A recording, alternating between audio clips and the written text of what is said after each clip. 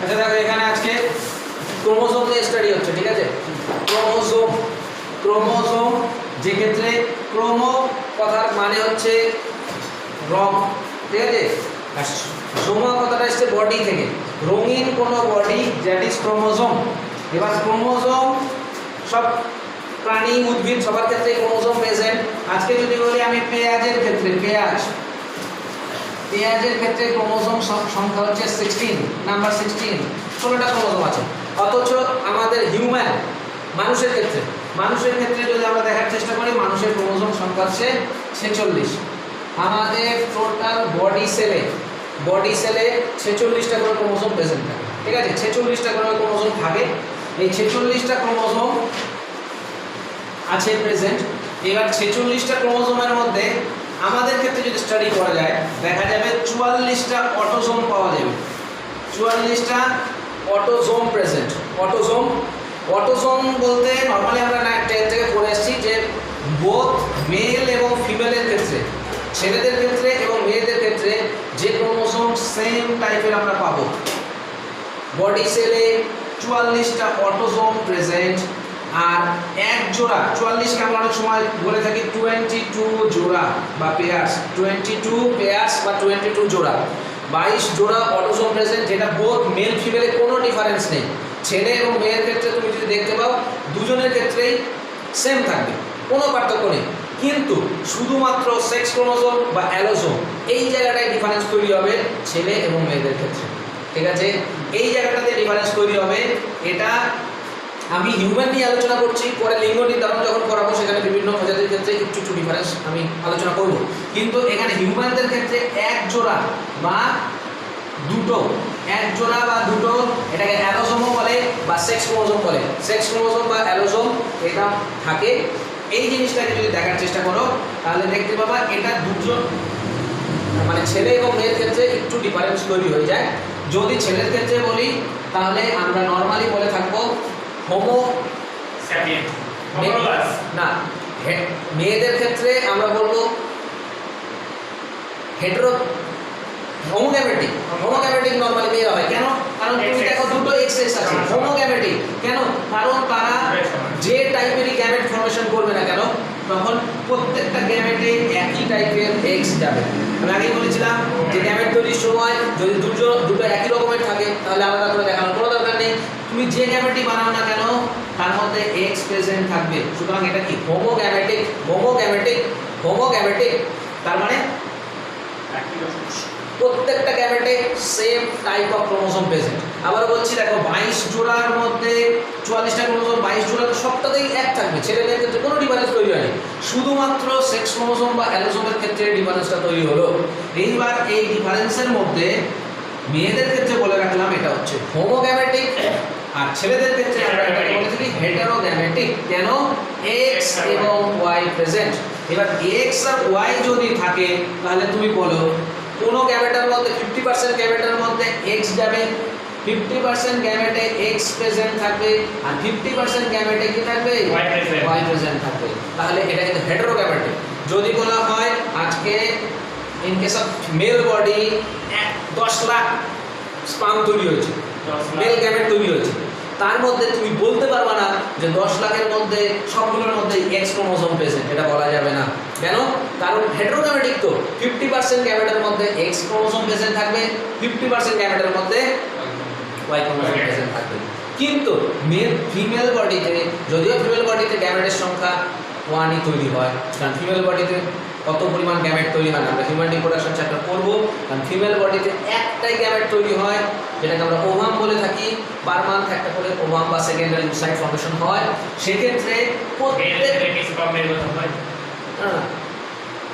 ওদের ক্ষেত্রে প্রত্যেকটা ডিম্বাণুতেই এক্স ক্রোমোজোম প্রেজেন্ট থাকবে। এর জন্য এটা লিঙ্গ নির্ধারণে আলোচনা করব যে ছেলে হবে না মেয়ে হবে তার জন্য রেসপন্সিবল কিন্তু ছেলেরা, মেয়েরা না, ঠিক আছে? মেয়েরা রেসপন্সিবল না, কারণ ওরা সবসময় এক্স যুক্ত গ্যামেট ফর্মেশন করে। কিন্তু ছেলেরা এক্স যুক্ত গ্যামেট ফর্মেশন করতে পারে, ওয়াই যুক্ত গ্যামেট ফর্মেশন করতে পারে। এবার এক্স যদি এক্সকে ফিউজ করে তাহলে মেয়ে হবে, আর যদি ওয়াই এক্সকে ফিউজ করে তাহলে ছেলে হবে। রেসপন্সিবল অলওয়েজ ছেলেরা। কৃত্রিম পদ্ধতিতে ছেলে উৎপন্ন করে জন্মগ্রহণ করবে। সেটা তাহলে যদি তুমি ওরকম ফার্টিলাইজ করাতে চাও তখন তোমার সিলেক্ট করবা তুমি কি চাও। তুমি মেয়ে যদি চাও তাহলে এক্স কে দিয়ে ফার্টিলাইজ করাবা, আর যদি ছেলে চাও তাহলে ওয়াই কে দিয়ে ফার্টিলাইজ করাবা। সেটা টেস্ট টিউব বেবির ক্ষেত্রে প্রযোজ্য হতেই পারে। কিন্তু ন্যাচারাল ফেনোমেননে জিজ্ঞেস যদি করে যে ছেলে হবে না মেয়ে হবে, তার জন্য রেসপন্সিবল কে? অবভিয়াসলি ছেলেরা, মেয়েরা মোটেই দেয় না। কিন্তু আমাদের সমাজগুলোতে কিন্তু সত্যি কথা বলতে অনেকে আমরা গ্রামগঞ্জে প্রচুর দেখি মেয়েদের উপরে দোষ দিচ্ছে। একটা বাড়িতে হয়তো পর 2-3টা মেয়ে হয়ে গেছে, বলছে এই বউটা হচ্ছে অপয়া। এরকম কনসেপ্ট আমাদের মধ্যে অনেকেই গ্রামগঞ্জে আমরা সচরাচর দেখে থাকি। কিন্তু সায়েন্স বলছে রেসপন্সিবল মেয়েরা না, কারণ তারা সবসময় এক্স যুক্ত গ্যামেট ফর্মেশন করতে পারবে, তাদের বেশি ক্ষমতা নেই। কিন্তু ছেলেরা এক্সও তৈরি করতে পারে, ওয়াই তৈরি করতে পারে। যদিও এতেও ছেলেদেরও কোনো দোষ নেই, কোন গ্যামেট ফিউজ করবে তো কেউ জানে না। 50% গ্যামেট মেল, 50% গ্যামেট ফিমেল, কোনটা ফিউজ করবে? ওয়াই গ্যামেট মনে হয় আমার সুপ্ত অবস্থায় ছিল মনে হয়। না ওগুলো কোনো ব্যাপার নেই। 10 মিলিয়ন স্পার্ম একসাথে মুভমেন্ট করে, এবার কোনটা ফার্টিলাইজ করবে কেউ জানে না। এইবার তোমাকে সেটা বুঝে নিতে হবে, ঠিক আছে? তো এটা কেউ জানে না, রেসপন্সিবল এটা কাউকেই দোষ দেওয়া উচিত না। এরকম নিটে একবার একটা কোশ্চেন থ্রো করেছিল যে একটা পরিবারের পরপর 6টা মেয়ে হয়েছে, পরপর 6টা মেয়ে হয়েছে, সপ্তম সন্তান হবেই, জাস্ট কোশ্চেন একটা, সপ্তম সন্তান হবে, এবার তার মেয়ে হওয়ার চান্স কত পার্সেন্ট? 50%। অনেকে বলেছে 100%, কেউ বলছে 0%, বলছে 6টা মেয়ে হয়েছে তাহলে এবারও মেয়েই হবে, 100%-এর একবারে চলে আসলো। কেউ বলছে 6টা মেয়ে হয়েছে এবার আর মেয়ে হবে না, এবার ছেলে হবে, 0%-এর মানে মেয়ে হওয়ার চান্স কত পার্সেন্ট বলা যায়। কিন্তু 6টা হোক আর 100টা হোক, যতগুলো হোক, অলওয়েজ 50-50% চান্সেস। আর যে কথাই বলুন না কেন যে এটা হলে এটা হবে ওটা হলে, আদৌ সায়েন্স ওটা মানে না। কারণ এটা হিউম্যান রিপ্রোডাকশনও বুঝে যাবো, একসাথে অনেক স্পার্ম মুভ করে, তার মধ্যে কিছু গ্যামেট খুব অ্যাক্টিভ ফর্মে থাকে, ওটা হিউম্যান রিপ্রোডাকশনের জন্য রেখে দিচ্ছি, পরে আলোচনা করবো, ঠিক আছে? আপাতত ক্রোমোসোমের বেসিসে এই জিনিসটা তোমরা দেখার চেষ্টা করো যে মানুষের ক্ষেত্রে অটোসোম এবং অ্যালোসোম প্রেজেন্ট। অ্যালোসোমকে আমরা সেক্স ক্রোমোসোম বলে থাকি, কোনো সমস্যা নেই। শুধু মনে রাখবা মেয়েরা হচ্ছে হোমোগ্যামেটিক, ছেলেরা হচ্ছে হেটারোগ্যামেটিক। ওকে, ক্লিয়ার? এটা একটু আপাতত বুঝে নিলাম।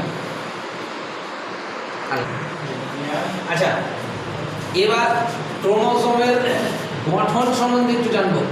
ক্রোমোসোমের গঠন মানে স্ট্রাকচার অফ ক্রোমোসোম। ক্রোমোসোমের গঠন স্ট্রাকচার, কেমন স্ট্রাকচার হতে পারে ক্রোমোসোমের? এই জায়গাটা একটু দেখলে আমাদের দেখতে হবে, এটা একটা মোটামুটি একটা ক্রোমোসোমের চিত্র জাস্ট। ক্রোমোসোমকে অ্যাকচুয়ালি মাইক্রোস্কোপে দেখলে পুরোপুরি এরকম বোঝা যাবে না, কিন্তু মোটামুটি একটা ভিউ পাওয়া যাবে। ইলেকট্রন মাইক্রোস্কোপ স্টাডি করলে আরো ভালো বোঝা যাবে।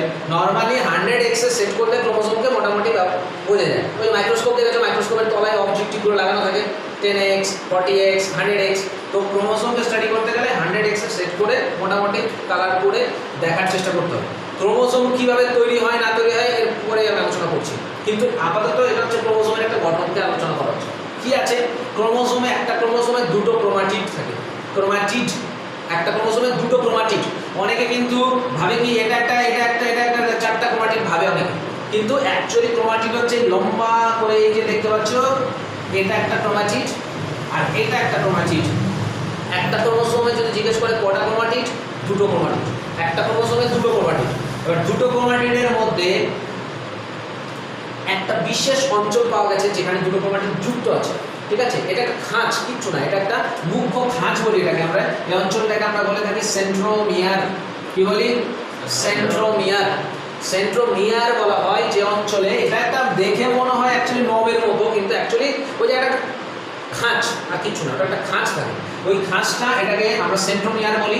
সেন্ট্রোমিয়ার অঞ্চলে এখানে এরকম একটা প্রোটিন নির্মিত পাতের মতো স্ট্রাকচার আছে, প্রোটিন নির্মিত স্ট্রাকচার পাতের মতো, যার নাম হচ্ছে কাইনেটোকোর। কাইনেটোকোর, তুমি বলো এখানে কি হয়? ওই সেন্ট্রোমিয়ার অঞ্চলের ওই কাইনেটোকোর জোনটাতে ওখানে বেমতন্তুগুলো এসে লাগে। বেমতন্তু নাম শুনেছি তো? এই বেমতন্তুগুলো এসে এখানে লাগে। কোথায় লাগবে? ওই কাইনেটোকোর অঞ্চলে লাগবে। সেন্ট্রোমিয়ার যে জোনটা, যেটাকে মুখ্য খাঁজও বলতে পারি আমরা, মুখ্য খাঁজ, সেই মুখ্য খাজ অঞ্চলে সেন্ট্রোমিয়ার যে জোনটা সেখানে একটা প্রোটিন নির্মিত পাতের মতো স্ট্রাকচার আছে যার নাম হচ্ছে কাইনেটোকর। ওই কাইনেটোকর প্লেটের সাথে বেম তন্তুগুলো লাগে, বেম তন্তু টানাটানি করবে, অ্যানাফেজ স্টেজ আমরা পড়েছি 11-এ। অ্যানাফেজে টানাটানি হয়, দিলেই ক্রোমাটিন মাঝখান থেকে ছিঁড়ে যায়। ওকে, এই গল্পটা আপাতত মাথায় রাখো। এইবার একটা ক্রোমোসোমের দুটো ক্রোমাটিড আছে, এবার ক্রোমাটিড কিভাবে ক্রোমাটিন তন্তু পেঁচিয়ে ক্রোমোসোম তৈরি হলো তার ঘটনা আমি পরে স্টাডি করছি, কিন্তু আপাতত তুমি এটা বোঝার চেষ্টা করো, এটা কনসেপ্ট মাথায় রাখতেই হবে। এই দুটো জোন পাওয়া গেছে, একটা হচ্ছে মুখ্য খাজ বা সেন্ট্রোমিয়ার অঞ্চল, আর প্রান্তের দিকের অঞ্চলটা প্রান্ত, দুটো প্রান্ত আছে, এই দিকে একটা প্রান্ত, এই দিকে একটা প্রান্ত, এই দুটো প্রান্তকে আমরা বলি টেলোমিয়ার। এই দুটো প্রান্তকে আমরা কি বলি? টেলোমিয়ার। এই টেলোমিয়ার অঞ্চল যদি বলি ক্রোমোসোমের, এটা কি টেলোমিয়ার, এটা কি টেলোমিয়ার, ঠিক আছে? এই টোটাল জোনটার নাম টেলোমিয়ার। এই টেলোমিয়ার অঞ্চলে একটা বিশেষ উৎসেচকের উপস্থিতি পাওয়া গেছে যার নাম হচ্ছে টেলোমারেজ। এই টেলোমারেজের কথা আমি আসছি, আলোচনা করছি, কিন্তু এই টেলোমিয়ার অঞ্চল একটু মনে রাখবা, এটা নন স্টিকি টাইপের হয়। নন স্টিকি মানে হচ্ছে আঠালো না, মানে কি, ধরো আমাদের 46টা ক্রোমোসোম আছে আমাদের বডি কোষে, 46টা ক্রোমোসোম বাই চান্স যদি এটা আঠার মতো থাকে তাহলে কি হবে, একটা ক্রোমোসোম আরেকটা ক্রোমোসোমের সাথে লেগে যাবে, আঠার মতো লেগে যাবে। এর জন্য এই টোটাল জোনটাকে আমাদের কি করে রাখতে হচ্ছে, নন স্টিকি করে রাখতে হবে। তার জন্য গঠনগত অনেক ব্যাপার আছে, জি কোয়াড্রেট থাকে, মানে 4টা জি একসাথে জুড়ে থাকে। তো ডিটেলস আর যাচ্ছি না, আপাতত মনে রাখো যে এই অঞ্চলটা নন স্টিকি টাইপের হবে। কোনো সময় এরকম প্রমাণ পাওয়া গেছে যে এই জায়গাটা ব্রেক করে গেল, টেলোমিয়ারের যে অঞ্চলটা সেই জায়গাটা ব্রেক করলে আঠালো প্রান্তর মতো হয়ে গেল। তখন এমনও প্রমাণ পাওয়া গেছে যে একটা ক্রোমোসোম আর একটা ক্রোমোসোমের সাথে লেগে গেছে, ফিউজ করে গেছে, একটা ক্রোমোসোমের সাথে ফিউজ করে গেছে, এটা ক্ষতিকারক দিক, ঠিক আছে? তো আপাতত মনে রেখে দেওয়া যে এই অঞ্চলটা নন স্টিকি হবে। নন স্টিকি মানে স্টিকি মানে গাঢ়া, নন আঠা মানে আঠালো না। ওকে, টেলোমিয়ার অঞ্চলে টেলোমারেজ যে এনজাইম পাওয়া গেছে তা সেই অঞ্চলটাকে স্টাডি করে দেখা গেছে যে ওখানে একটা বিশেষ সিকোয়েন্স, এই সিকোয়েন্সটা একটু মুখস্থ করবে, এটা মানুষের ক্ষেত্রে এই সিকোয়েন্সটা পাওয়া যায় 5 প্রাইম টু 3 প্রাইমের সিকোয়েন্সটা একটু মুখস্থই করে নেবা একদম, তাহলে মনে থেকে যাবে যে এই সিকোয়েন্সটা কি হয়েছে, রিপিটেটিভ সিকোয়েন্স হিসেবে টেলোমিয়ার অঞ্চলে পাওয়া গেছে। কি? TTA-GGG, এটা রিপিটেটিভ সিকোয়েন্স আকারে পাওয়া গেছে। রিপিটেটিভ সিকোয়েন্স কাকে বলে? এই সিকোয়েন্সটা বারবার রিপিট করবে, মানে এই অঞ্চলটাকে তুমি যদি স্টাডি করো, এখন টোটাল সিকোয়েন্সিং আবিষ্কার হয়ে গেছে, ঠিক আছে? কোথায় কোন সিকোয়েন্স মানে এই নিউক্লিওটাইড আছে সেগুলো স্টাডি হয়েছে, এগুলোকে নিউক্লিওটাইড বলে, পরে সব ডিটেলসে বলে দেবো। আপাতত মনে রেখে দাও যে TTA-GGG এটা বারবার রিপিট করবে, মানে তুমি এতটা অঞ্চল যদি পাও, কথা বলছি, সেখানে তুমি TTA-GGG এইরকম পরপর নিতে থাকবা। এর জন্য এই অঞ্চলটাকে বলে, মানে এটা রিপিটেটিভ সিকোয়েন্স পাওয়া যায় টেলোমিয়ার অঞ্চল, ঠিক আছে? মনে থাকবে না, যদি বলে টেলোমিয়ার অঞ্চলে একটা রিপিটেটিভ সিকোয়েন্স পাওয়া যায়, তার সজ্জানি কি? TTA-GGG, একটা মুখস্থ রাখতে হবে। TTA এটা মানুষের ক্ষেত্রে আছে, ঠিক আছে? আর টেলোমারেজ উৎসেচক আছে। টেলোমারেজের অ্যাক্টিভিটি আমাদের রেপ্লিকেশন চ্যাপ্টার পড়লে আমরা বুঝতে পারি। রেপ্লিকেশন চ্যাপ্টারে টেলোমারেজ এনজাইম কি করে, টেলোমারেজ অ্যাক্টিভিটির দ্বারা, যেমন ক্যান্সারাস কোষে টেলোমারেজ অ্যাক্টিভিটি ভয়ঙ্কর বেশি থাকে। ক্যান্সারাস কোষে টেলোমারেজ অ্যাক্টিভিটি ভয়ঙ্কর বেশি থাকে। ক্যান্সার কোষে টেলোমারেজ অ্যাক্টিভিটি যত বেশি থাকবে তত মনে রাখবা সেলটা, মানে সেলের বার্ধক্য আসবে না, এর জন্য আমরা বলে থাকি ক্যান্সারাস কোষ ইমমর্টাল। ক্যান্সারাস কোষের কিছু ধর্ম আছে। ম্যালিগন্যান্ট কোষ যেখানে ম্যালিগন্যান্ট টিউমার সৃষ্টি হয়েছে সেগুলো তো ক্যান্সারাস কোষ, সেই কোষগুলোর মানে ওটা তো টিউমার মানে অসংখ্য সেল, সেই কোষগুলো ইমমর্টাল টাইপের থাকে। ইমমর্টাল মানে মরতে চায় না, ও হয়তো তোমাকে মারবে কিন্তু ওর জায়গায় ও কিন্তু নিজে মরবে না, সমস্ত পুষ্টি টেনে নেবে। ওই জায়গায় দেখা গেছে টেলোমারেজ অ্যাক্টিভিটি খুব বেশি থাকে। এটা একটু মনে রেখে দিও, টেলোমারেজ অ্যাক্টিভিটি যদি বলে কোন কোষে সবচেয়ে বেশি থাকে, ক্যান্সারাস কোষে সবচেয়ে বেশি থাকে। আর যদি জিজ্ঞেস করে টেলোমারেজ অ্যাক্টিভিটি একদম খুব কম থাকে কোন রোগীদের ক্ষেত্রে, রোগটার নাম আমি আগেও একদিন বলেছিলাম, প্রোজেরিয়া বলে একটা রোগের কথা বলেছিলাম। প্রোজেরিয়া, ঠিক আছে? এই রোগটা পা বলে হিন্দি সিনেমা যেটা বেরিয়েছিল অমিতাভ বচ্চনের পা, ওই অমিতাভ বচ্চন মানে স্কুলেই পড়ে, আমাদের মালদাতে একটা প্রোজেরিয়া রোগী আছে, মানে অল্প বয়সেই বার্ধক্য চলে আসে, ও স্কুলে পড়ে কিন্তু দেখে মনে হয় একদম বয়স্ক লোক, বৃদ্ধ মানুষ, ঠিক আছে, এইরকম রোগী কিন্তু পাওয়া যায়। ওই রোগটার নাম হচ্ছে প্রোজেরিয়া। মনে থাকবে, প্রোজেরিয়া রোগীদের ক্ষেত্রে এই টেলোমারেজ অ্যাক্টিভিটি ভয়ঙ্কর রকম, আর ক্যান্সার হচ্ছে সবচেয়ে বেশি, ঠিক আছে। নর্মাল সেলগুলোতে স্বাভাবিকভাবে থাকে, ঠিক আছে। তো টেলোমারেজের কথাটা অবশ্যই মনে রাখবা, যদি জিজ্ঞেস করে তোমাদের পরীক্ষায় টেলোমিয়ারের অঞ্চলগত টেলোমারেজের কথাটা অবশ্যই বলে দিও। আর এই লিমিটেড সিকোয়েন্সের কথা বলবো ভাই মাস্ট। আর এই জোনটা কি হবে, নন স্টিকি টাইপের হবে, মানে আঠালো হবে না। আর এই অঞ্চলের কথা বললাম সেন্ট্রোমিয়ার, এখানে টেলোমিয়ার তো দুই প্রান্তের কথা বললাম, কাইনেটোকর। আর নর্মালি এর গঠনটা কেমন হবে সেটা একটু আলোচনা করছি, যে গঠনটা কেমন হবে, ক্রোমোসোম কিভাবে সৃষ্টি হয়, ক্রোমোসোম কখন তৈরি হয়, এই জিনিসটা একটু বোঝার বিষয় আছে, যে ক্রোমোসোম কখন তৈরি হয়। সবসময় কি আমাদের ক্রোমোসোম আকারে থাকে না, এর জন্য আবার কিন্তু ও আচ্ছা, এখানে এটা বলার আগে তার আগে এখানে একটা জিনিস বলে দিই। এখানে ক্রোমোসোমের তোমরা ছোটবেলায় পড়ে এসছো, সেন্ট্রোমিয়ারের অবস্থান অনুসারে ক্রোমোসোমের শ্রেণীবিন্যাস, মেটাসেন্ট্রিক, টেলোসেন্ট্রিক, অ্যাক্রোসেন্ট্রিক শুনেছি না আমরা, ওই জিনিসটা একটু আমাদের দেখে নিতে হবে। সবসময় মনে রাখবা, সেন্ট্রোমিয়ার যদি মাঝখানে থাকে, 11 ছিল, সেন্ট্রোমিয়ার যদি মাঝখানে থাকে তাহলে দুটো বাহুই সমান হবে। দেখো এই বাহুটা এই বাহুটা মোটামুটি সমান লাগছে না তোমার কাছে, দুটো বাহুই সমান হবে, তখন এটা হলো মেটাসেন্ট্রিক। হ্যাঁ, 4 রকমের আছে, অ্যাক্রোসেন্ট্রিক, মেটাসেন্ট্রিক, সাবমেটাসেন্ট্রিক আর টেলোসেন্ট্রিক। একদম প্রান্তে থাকলে টেলো মানে প্রান্ত, মনে রেখে দেবা, টেলো মানে প্রান্তের দিকে, টেলোসেন্ট্রিক। কিন্তু এর উপর বেস করে এখানে একটা সেন্টোমেরিক ইনডেক্স বের করা হয়েছে, এটা একটু ভালো করে দেখে নাও। সেন্টোমেরিক ইনডেক্সকে এর পার্সেন্টেজ বলে, এর পার্সেন্টেজ সেন্টোমেরিক ইনডেক্স। এটার মানেটা সবসময় মনে রাখবা, সেন্ট্রোমিয়ারের ক্ষুদ্র বাহুটাকে, ছোট ক্রোমোসোমের ছোট বাহুটাকে বলা হয় হচ্ছে পি, আর এটাকে কিউ, ঠিক আছে। এটাই যদি তুমি বলবে দুটো বাহু তো সমান, কিন্তু আমি ধরে নাও যে সেন্ট্রোমিয়ারটা এখানে আছে, কথা বলছি এখানে আছে, এরকম জায়গাতে আছে, তাহলে তুমি কি বলবা, এই বাহুটা ছোট, এই বাহুটা বড়। তাহলে ক্ষুদ্র বাহু বাই সম্পূর্ণ দৈর্ঘ্য, আবার বলছি ক্ষুদ্র বাহু মানে কি, বাই সম্পূর্ণ দৈর্ঘ্য ইনটু 100, ক্ষুদ্র বাহু বাই সম্পূর্ণ দৈর্ঘ্য ইনটু 100, এটাকে যদি আমি বের করি তখন তাকে বলা হয় সেন্ট্রোমেরিক ইনডেক্স। তখন তাকে কি বলবো, সেন্ট্রোমেরিক ইনডেক্স বা এর পার্সেন্টেজ, সেন্ট্রোমেরিক ইনডেক্স। এটা দিয়ে তুমি রেশিও হিসাব করে ফেলতে পারবা যে কোথায় সেন্ট্রোমিয়ার আছে। আজকে তুমি বলো এই দুটোই যদি সমান হয় ইনটু 100 হয়, তাহলে বুঝিয়ে যাবে এটা মেটাসেন্ট্রিক আছে। আর এটা যদি ছোট হয়, এটা যদি বেশি বড় মানে সম্পূর্ণ দৈর্ঘ্যের সাথে রেশিও বের করি, তখন বুঝিয়ে যাবে যে ওটা সেন্ট্রোমিয়ার কিন্তু একদম মিডিলে নেই। এই দিয়ে কিন্তু আমরা বের করতে পারি, ঠিক আছে, এর পার্সেন্টেজ। এটা দিয়ে আমরা এটাকে বের করব। আর একটা জিনিস, আর্ম রেশিওটা একটু বলে দিই, Q/P, আর্ম রেশিও। এই আর্ম রেশিও হচ্ছে সবসময় মনে রাখতে হয়, আর্ম মানে কি, বাহু, আর্ম রেশিও,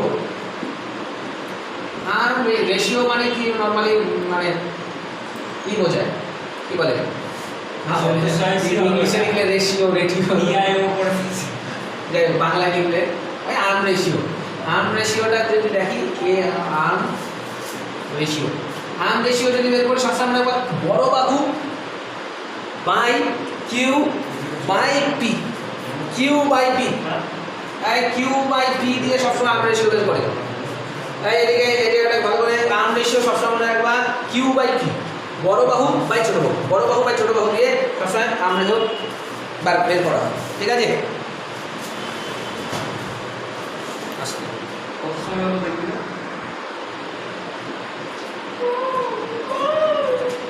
এবার ডিএনএ এর গঠন আগে একটু স্টাডি করে, লাইক এন্ড সাবস্ক্রাইব। ডিএনএ এর গঠন স্টাডি করে তারপরে আমরা ক্রোমোসোমটা স্টাডি করব, ঠিক আছে। তো এটাও আমাদের সবই কিন্তু জানা, দেখো ভালো করে একটু মন দিয়ে। এটা হচ্ছে কি একটা রাইবোজ শর্করা, ডিঅক্সিরাইবোজ শর্করা, বা তুমি নরমালি পেন্টোজ শর্করা বলো এটাকে, পেন্টোজ শর্করা।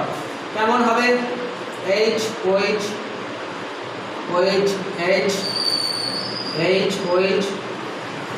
এখানে H, এখানে CH2OH। এটা একটা কি, এটা একটা পেন্টোজ শর্করা। এবার এটা হতে পারে রাইবোজ, হতে পারে ডিঅক্সিরাইবোজ। ভালো করে বোঝো, হতে পারে রাইবোজ, হতে পারে ডিঅক্সিরাইবোজ। পেন্টোসাকারাইড দুটো ভাগ আছে। তুমি কি করে বুঝবা? কিচ্ছু করতে হবে না, তুমি শুধু এই 2 নম্বর পজিশনের দিকে তাকাবা। 1, এটা হচ্ছে 1, এটা হচ্ছে 2, এটা 3, এটা 4, এটা 5 নম্বর কার্বন। এই কার্বনের দিকে তাকাবা। 2 নম্বর পজিশনে, এই পজিশনে যদি দেখো যে H আছে, H আছে, তাহলে সঙ্গে সঙ্গে তুমি রাইবোজে টিক মারবা। রাইবোজ, রাইবোজ মনে থাকবে কি থাকবে না? আর যদি দেখো যে ওটা নেই, ও নেই, শুধু H আছে, H আছে, দেখো H আগেটা কি ছিল? H ছিল, H আছে, তুমি বলো কি নাম ডিএনএ পুরো নাম কি? Deoxyribonucleic acid. ডিঅক্সি তার মানে কি? অক্সিজেন বেরিয়ে গেছে, আউট হয়ে গেছে। আমরা বলি না ডিহাইড্রেশন হয়েছে, আমার শরীর থেকে জল বেরিয়ে গেছে। তো ডিহাইড্রেশন এবং ডিঅক্সি মানে অক্সিজেন নেই। যদি বলো অক্সিজেন নেই, সঙ্গে সঙ্গে ডিঅক্সিরাইবোজ শর্করায় টিক মারবা। আর যদি দেখো এখানে ও আছে, তাহলে সঙ্গে সঙ্গে রাইবোজ শর্করায় টিক মারবা। মনে থাকবে কি থাকবে না? এবার আমি আলোচনা করছি মেইনলি ডিএনএ নিয়ে। আমি ডিএনএ নিয়ে আলোচনা করছি, তাহলে ডিএনএ নিয়ে আলোচনা করলে এখানে আমি নিশ্চয়ই ওটা দেব না, এখানে কি দেবো? H দেবো। তাহলে এটা হচ্ছে একটা রাইবোজ শর্করা, একটা ডিঅক্সিরাইবোজ শর্করার চিত্র। ঠিক আছে, ডিঅক্সিরাইবোজ শর্করা যেটা কন্টেন্ট অফ পেন্টোজ শর্করা। ঠিক আছে, এইবার 1 নম্বর হাতের সাথে N2 বেস লেগে থাকে। N2 বেস, এই নাইট্রোজেনাস ক্ষার, N2 বেস। এর মধ্যে তোমরা শুনেছো অ্যাডেনিন, গুয়ানিন, সাইটোসিন, থাইমিন। শুনেছি না আমরা? Adenine, guanine, cytosine, thymine. Adenine, guanine, cytosine, thymine. ইউরাসিলের কথা আলোচনা করছি না, কেন? আমি ডিএনএ বানাবো। এখন আমি ডিএনএ স্ট্রাকচার রেডি করব, তারপরে গিয়ে আমি ক্রোমোসোম বানাবো। মানে আমি এখানে দেখানোর চেষ্টা করছি যে ডিএনএ থেকে কি করে ক্রোমোসোম তৈরি হয়েছিল পৃথিবীতে, সেই জিনিসটা ভালো করে বোঝার চেষ্টা করব। তাহলে এখানে 1 নম্বর হাতের সাথে কে লেগে থাকবে? N2 base. N2 বেসের মধ্যে 4 রকমের হয়, অ্যাডেনিন, গুয়ানিন, সাইটোসিন, থাইমিন। কিন্তু অ্যাডেনিন আর গুয়ানিন এই দুজন হচ্ছে পিউরিন গ্রুপে থাকে। কোন গ্রুপে থাকে? পিউরিন, পিউরিন গ্রুপে থাকে। আর সাইটোসিন আর থাইমিন এরা হচ্ছে পিরিমিডিন গ্রুপে থাকে। পিরিমিডিন গ্রুপে থাকে।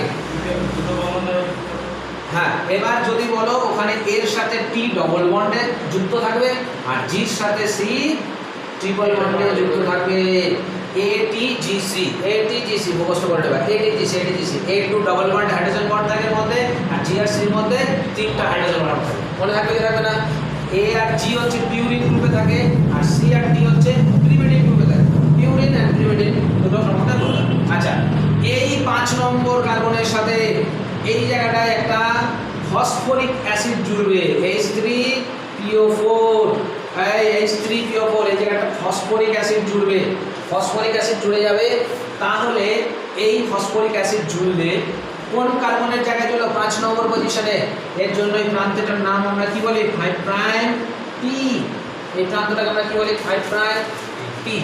আর এই মিলে 3টা জিনিস মিলে যেটা তৈরি হলো তার নাম হচ্ছে নিউক্লিওটাইড। নিউক্লিওটাইড যদি বলি আমি, নিউক্লিওটাইড ইকুয়াল টু কি?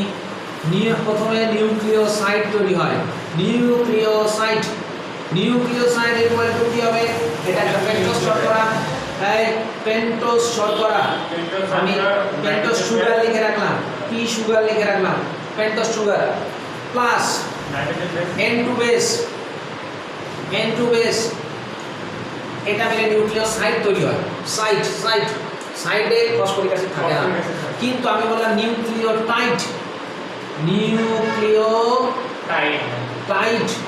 নিউক্লিওটাইডের ক্ষেত্রে কি হবে? এই দুটো তো থাকবেই, মাস্ট এই দুটো তো থাকবেই। পি সুগার থাকবে, N2 বেস থাকবে, আর তার সাথে কি যুক্ত হবে? Phosphoric acid. Phosphoric acid H3PO4, এই ফসফরিক অ্যাসিড যুক্ত হয়ে যেটা তৈরি হলো তার নাম কি তৈরি হলো? নিউক্লিওটাইড। মনে থাকবে কি থাকবে না? জীবনে কোনোদিন বলবো না কিন্তু নিউক্লিওসাইড, আগে নিউক্লিওসাইড তৈরি হয়েছিল, তারপরে নিউক্লিওটাইড তৈরি হয়েছিল ফসফরিক অ্যাসিড যুক্ত হওয়ার পরে। ঠিক আছে, মনে রেখে দিও এটা, নিউক্লিওটাইড এবং নিউক্লিওসাইড। আচ্ছা, এবার আমি আমার আলোচনার বিষয় হচ্ছে নিউক্লিওটাইড নিয়ে। আমি নিউক্লিওটাইড দিয়েই ধরো একটা মালা বানাই না আমরা, একটা ফুল জুড়ে আমরা কি মালা তৈরি করি, এরকম বড় মালা বানাই। এবার তোমাকে এরকম বললাম একটা মালা বানাও, একটা চেন বানাও। কার চেন? নিউক্লিওটাইডের চেন বানাও। তোমাকে বলেই দিলাম নিউক্লিওটাইডের চেন বানাও। তাহলে তোমাকে কি করতে হবে, একটা নিউক্লিওটাইড একটা নিউক্লিওটাইড জুড়তে হবে। আমি এগুলো সব মুছে দিচ্ছি, শুধু নিউক্লিওটাইডটা থাকবে, শুধু নিউক্লিওটাইডটা থাকবে। তাই শুধু এই নিউক্লিওটাইডটা রইলো। হ্যাঁ আচ্ছা, এবার যদি বলি এই জায়গাটায় আমাকে কি করতে হবে, একটা নিউক্লিওটাইডকে এখানে একটু বেশ থাকবে। আমি ধরে নিলাম এখানে অ্যাডেনিন আছে, এরকম কোনো নিয়ম নেই এখানে অ্যাডেনিন থাকতে হবে, যা খুশি থাকতে হবে, অ্যাডেনিন, গুয়ানিন, সাইটোসিন, থাইমিন, যা খুশি থাকতে হবে। এইবার বলো এইরকম একটা নিউক্লিওটাইডের তলায় হুবহু আর একটা নিউক্লিওটাইড বসাও, এখানে একটা নিউক্লিওটাইড বসাও, এইচ এইচ, এখানে ধরো টি আছে, কথা বলছি জাস্ট, এখানে এইচ ওএইচ, এখানে এইচ, এখানে CH2OH এর এখানেও ফসফরিক অ্যাসিড জোড়া ছিল, ঠিক আছে। কিন্তু এই জায়গাটা একটু বোঝার চেষ্টা করো, এখানে ধরো একটা ফসফরিক অ্যাসিড জোড়া ছিল হুবহু এরকম একটা নিউক্লিওটাইড, কিন্তু ফসফরিক অ্যাসিডকে না আমরা এইভাবে দেখাই, এই জায়গাটা ভালো করে দেখো, POH OH double bond OH, এইভাবেও দেখাতে পারি। দেখো মিলছে কিনা, H3PO4 মিলছে, H3PO4 মিলল। তো এটাই ধরো এখানে আছে, ঠিক আছে। এবার এখানে ধরো কথার কথা বলছি, এই জিনিসটা এখানে যদি আমি কল্পনা করে নিই একটু, এর সাথে ধরো কথার কথা বলছি পি, এখানে ধরো OH এর সাথে অলরেডি বন্ডিং হয়ে আছে, এখানে বন্ডিং হয়ে আছে, জাস্ট বোঝানোর জন্য বলছি, এটা ভালো করে বুঝবে। এখানে OH আছে, এখানে ডবল বন্ড আছে, এখানে OH আছে। এই তাহলে বলো তো এই যে OH-টা, এই যে OH আর এই OH, এই দুটোর মধ্যে থেকে এখান থেকে কি হবে, এখানে জল বেরিয়ে যাবে, এটা মনে রেখে দিও একটু। OH আর H এখান থেকে জল বেরিয়ে যাবে, ঠিক আছে। দিলে এখানে একটা ফসফোডাইএস্টার বন্ড ডেভেলপমেন্ট হবে, ফসফোডাইএস্টার বন্ড, ঠিক আছে। আর কি এদিকে একটা এস্টার বন্ড আছে, এদিকে একটা এস্টার বন্ড হলো, দুটো এস্টার বন্ডের জন্য এর ফসফোডাইএস্টার বন্ড হলো। তাহলে কি হলো, একটা নিউক্লিওটাইড আর একটা নিউক্লিওটাইডের সাথে জুড়ে গেল। এবার সেম কেস পরপর হতে থাকবে। এবার এর তলায় যদি আবার বসাই, আবার কি হবে, 3 প্রাইম আর 5 প্রাইম বলো। এই এদিকে একটু দেখো, এইদিকে কোন, এটা 3 কার্বনের দিক ছিল, এই ওইসটা, এটা কত কার্বনের দিকে, 5 এর দিকে ছিল। 3 আর 5 এর মধ্যে সবসময় বন্ডিং হলো না। আবার এরও কি হবে, এর 5 এর 3, 3 আর 5, 3 5 3 5 করতে করতে জুড়তে থাকে। এইভাবে পরপর নিউক্লিওটাইড জুড়তে জুড়তে জুড়তে এক সময় তো শেষ হবে, এক সময় তোমাকে শেষ করতেই হবে। এইভাবে নিউক্লিওটাইড জুড়তে জুড়তে ধরো এখানে শেষ করলাম, এই শেষে এর তলায় এসে আর কেউ বসলো না, তাহলে এই ওয়েসটা কি ফাঁকা থাকবে কি থাকবে না? কিন্তু এই ওয়েস তো ফাঁকা থাকছে না, ইনভলভ হয়ে যাচ্ছে বন্ডিং এ, ফসফোডাইএস্টার বন্ড। কি বন্ড? Phosphodiester bond. মনে থাকবে, ফসফোডাইএস্টার বন্ড, ডাইএস্টার বন্ড, ডাইএস্টার বন্ড। মনে রেখে দিও এটা। যদি বলে দুটো নিউক্লিওটাইডের মাঝে কোন বন্ড থাকে, ফসফোডাইএস্টার বন্ড থাকে, ফসফোডাইএস্টার বন্ড তাহলে যুক্ত। কিন্তু তুমি বলো এখানে শেষ করলাম, আমি আরো লম্বা করতে পারি, কোনো সমস্যা নেই, আমার বোর্ডের জায়গা নেই বলে আমি এখানে শেষ করলাম, এটা শেষ করলাম। এর ওয়েসটা ফাঁকা আছে কি নেই? এই ওয়েসটা যদি ফাঁকা থাকে, এটা কোন প্রান্ত, কত নম্বর প্রান্ত ছিল? 5 নম্বর প্রান্ত। কবে 5? 1 2 3 3, এর জন্য এটাকে বলে 3 প্রাইম OH। এটাকে কি বলে? 3 প্রাইম OH। 3 প্রাইম OH, এটাকে বলে 3 প্রাইম OH। আর এই যে প্রথম যেটা ফসফরিক অ্যাসিড জুড়েছিলাম, এটা এই 5 prime 5 prime P, 5 prime phosphoric acid. হ্যাঁ, এটাকে বলে 5 প্রাইম P আর এটাকে বলে 3 প্রাইম OH। তাহলে একটা ডিএনএ এর একটা চেন তৈরি হলো কি হলো না? এরকম একটা মালা ডেভেলপমেন্ট হলো, এরকম একটা মালা ডেভেলপমেন্ট হলো, আমার একটা মালা তৈরি করতে পারলাম, এরকম একটা ফুলের মালা বানালাম। ফুল হচ্ছে আমার নিউক্লিওটাইড, আর এর এই প্রান্তর নাম কি 5 প্রাইম P, আর এই প্রান্তের নাম কি 3 প্রাইম OH। ক্লিয়ার না? এটা কোথায় দেখেছি, এটা 11-এও পড়েছি আমরা কিছুটা, 11-এ আলোচনা করেছিলাম, আবার আলোচনা করছি। কিন্তু এটা সম্বন্ধে এর পরের চ্যাপ্টারে আরো ডিটেইলস স্টাডি করতে হবে, মলিকুলার বায়োলজি চ্যাপ্টার আমাদের স্টাডি করতে হবে। আপাতত একটু ধারণা দিয়ে রাখলাম, মলিকুলার বায়োলজি আরো ইজি হয়ে যাবে। আচ্ছা, এই জায়গাটা যদি তুমি দেখো ভালো করে, একটা চেইন ডেভেলপমেন্ট হয়ে গেল। কিন্তু তুমি বলো তো ডিএনএ কি একতন্ত্রী না দ্বিতন্ত্রী? দ্বিতন্ত্রী। DNA obviously দ্বিতন্ত্রী। তাহলে তো একটা তন্ত্রী ডেভেলপমেন্ট করে আমার হবে না, দুটো করতে হবে। তুমি বলবা একইভাবে করে নেব, কোনো সমস্যা নেই, একইভাবে তুমি মালা ডেভেলপমেন্ট করাও, কিন্তু একটু সমস্যা আছে। কি সমস্যা? এইদিকে এইদিকে দেখো, ধরো এইদিকে এ টি জি সি এগুলো আছে। হ্যাঁ, আমি আগেই বলেছিলাম আমার এই ডান দিকে, হাতের ডান দিকে 3 নম্বর কার্বনের পজিশনে, 1 নম্বর পজিশনে অ্যাডেনিন, গুয়ানিন, সাইটোসিন, থাইমিন যা কিছু থাকতে পারে। এবার এখানে এ আছে, এখানে টি আছে, এখানে জি আছে, এখানে সি আছে, সি সি সি টি এ যা খুশি আর তোমার পছন্দ মতো তুমি সাজাও। ওকে হলো।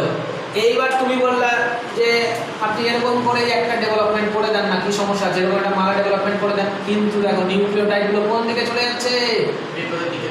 উল্টো দিকে চলে যাচ্ছে। কিন্তু আমাদের তো বন্ডিং করতে হবে, আমাকে তো বন্ডিং করতে হবে। আমি আগেই বলে রেখেছি এর সাথে টি আসবে, টির সাথে এ আসবে, জির সাথে সি আসবে, সির সাথে জি আসবে। আমাকে তো বন্ডিং করতেই হবে। তাহলে আমাকে কি করতে হবে? এটাকে উল্টাতে হবে, কি হবে না বলো? হবে। এটাকে অবভিয়াসলি এরকম উল্টে দিতে হবে। কি করতে হবে? আমি কিচ্ছু করব না, আমি জাস্ট কি করব, আমি শুধু 3 প্রাইমটাকে উপরে পাঠাবো, 3 প্রাইম ওয়েস্টটাকে উপরে পাঠাবো, আর 5 প্রাইম পিটাকে নিচে পাঠাবো। তাই তাহলে ডিএনএ সূত্রগুলো অ্যান্টি ডিরেকশনে চলে যাবে না। এর জন্য আমরা বলি ডিএনএ হচ্ছে antiparallel, antiparallel, anti ডিরেকশনে আছে কিন্তু প্যারালাল, প্যারালাল মানে সমান্তরাল। ঠিক আছে, রেল লাইন যেরকম যায় সেরকম সমান্তরাল কিন্তু অ্যান্টি ডিরেকশন আছে। এদিকে 5 থাকলে এদিকে 3, এদিকে 3 থাকবে, এটা মনে রেখে দেবো। ঠিক আছে, এবার তুমি বলো এদিকে এ আছে, এদিকে কি আনবা, কাকে আনবা? এখানে কাকে আনবা?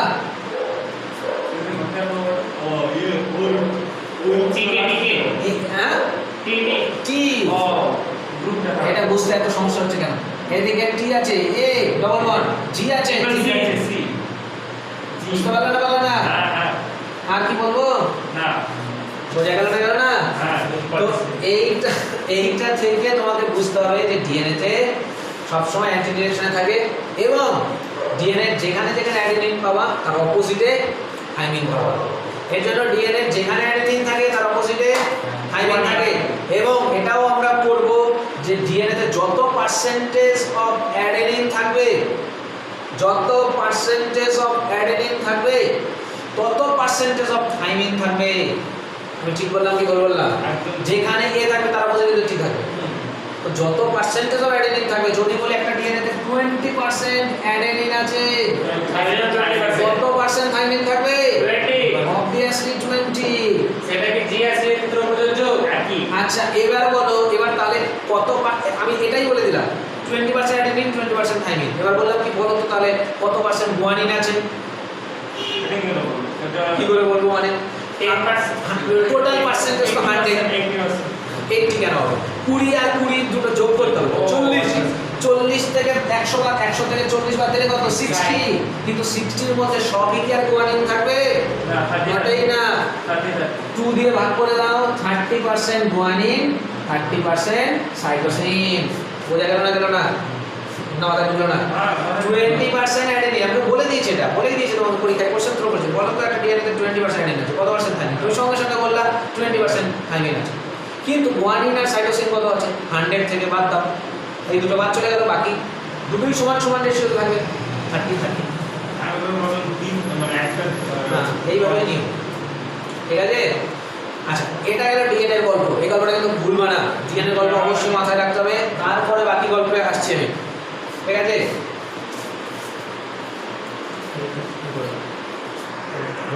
আজকে তোমাকে ডিএনএ বানাতে হবে। আমি বানানো শিখলাম যে কি করে ডিএনএ ফর্ম করবো। ডিএনএ হচ্ছে অনলি না মাত্র 2 ন্যানোমিটার, 2 ন্যানোমিটার বিশিষ্ট ডিএনএ। ঠিক আছে? এইবার আমাকে কি করতে হবে? Histone protein. আমাদের ছাদের বাইরে লম্বা হবে না? হ্যাঁ ওটা 2 মিটার পর্যন্ত লম্বা হবে না? না না, এটা ব্যাস ব্যাস ব্যাস, মানে 2 ন্যানোমিটার চওড়া, চওড়া। স্যার ব্রাঞ্চ বলে স্যার। হ্যাঁ আচ্ছা একটু কারেন্ট চলে গেল বললাম। 2 ন্যানোমিটার চওড়া। হিস্টোন প্রোটিন হচ্ছে এক ধরনের ক্ষারীয় প্রোটিন। এটা তোমাকে মনে রাখতে হবে। কি কি এটার মধ্যে কি কি থাকে একটু ভালো করে বোঝো। এই সর্বনাশ, আমাদের ছাদের বাইরে উঠে যাবে যে আমরা ছাদে ঘুমাচ্ছি। H2B রেজিস্ট্রি এই ঝড় বৃষ্টির মধ্যে আমরা ভিডিও করছি, এরপরে যদি রেজাল্ট ভালো না হয় এরপরেও রেজাল্ট ভালো না হলে বলেন স্যার ভালো মতো করুন। সবাই একটু মন দিয়ে পড়াশোনাটা করো। বাইরে প্রচন্ড ঝড় উঠছে, তার মধ্যে আমরা ভিডিও করে যাচ্ছি। শুধুমাত্র শুধুমাত্র তোমাদের কথা চিন্তা করে অবশ্যই মন দিয়ে পড়াশোনাটা করো। আচ্ছা, আমার কথা নেই স্যার, আমাদের সৌরভ সৌরভ যথেষ্ট খাটছে এবং সবাই যারা যারা এখানে আসছে করোনাকে ভয় না করে যারা যারা এখানে আসছে তাদেরকে অবশ্যই থ্যাংক ইউ জানাচ্ছি।